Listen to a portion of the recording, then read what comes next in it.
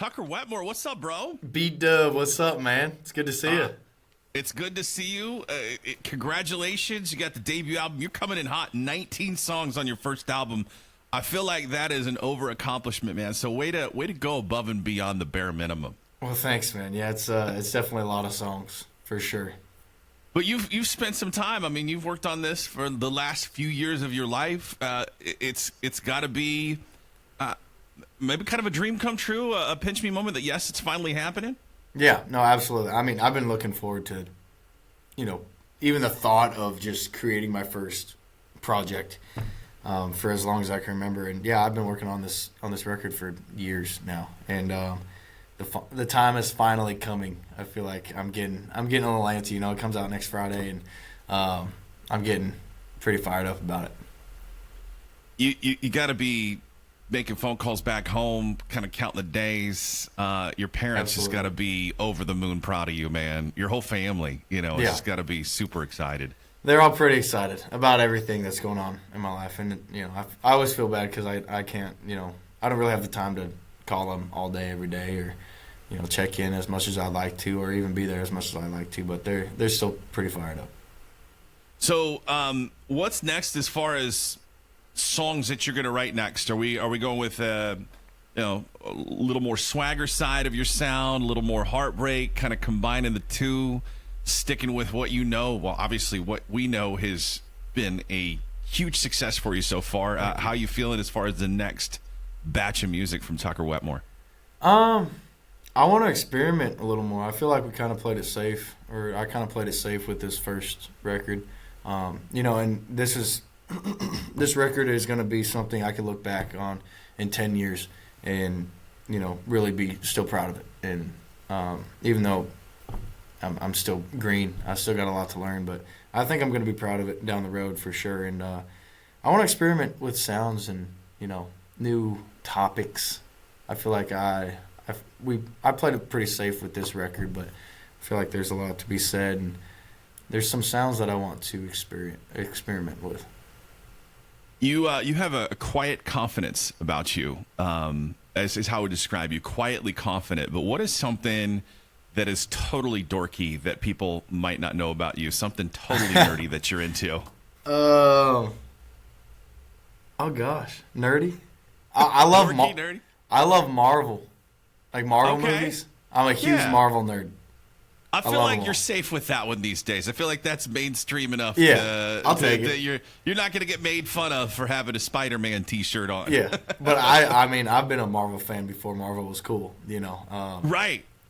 Yeah, I'm all Star Trek, sci-fi and everything. And hell yeah, that's right. Got me made fun of growing up, but you gotta stick with what you love. Absolutely. If I gave you a full day off, talking no phone, no shows, nothing. You're unplugged from the world. Where do I sign up? I'm in. More importantly, how are you spending that day? Right. What are you doing? What are you doing with yourself that day? I'm outside for sure. I'm taking at least 14 naps. Yeah, I'm nothing is the goal. I'm absolutely maybe going fishing, but clear my mind.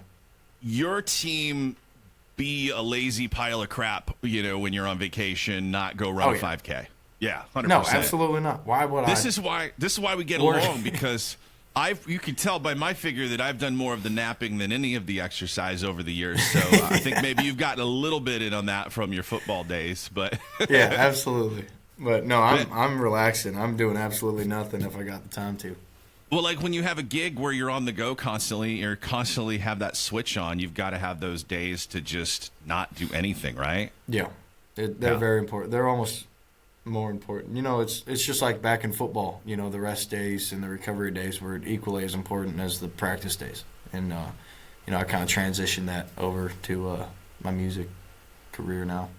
Hometown of Kalama, Washington, small town. You went to school in a small town. What's been the biggest culture shock for you living, in a city like Nashville, which is considerably bigger from where you grew up? I know you weren't too far down the road from Portland, Oregon, but what was the biggest adjustment thing for you moving to Nashville, being a small town Northwest kid?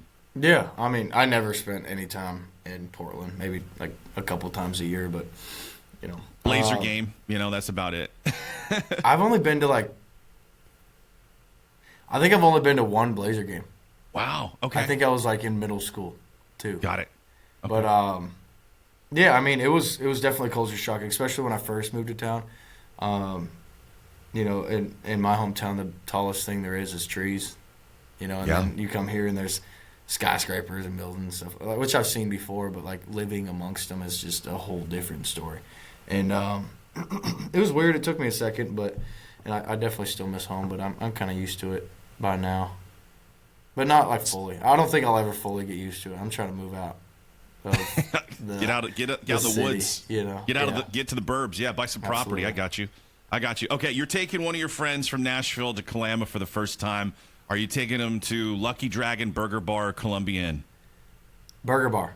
Yeah, easy. I've never been. Easy. I always drive by it. Okay, dude, is it worth stopping? All right. Yes, absolutely. You got to get a double cheeseburger with the extra sauce on it, and you're golden. I love it. And one final question. How does it feel to know you'll never have to buy a drink in Kalama, Washington again after this album comes out? I hope not, man. I've done my fair share of drinking there, man. I think they owe me a couple beers.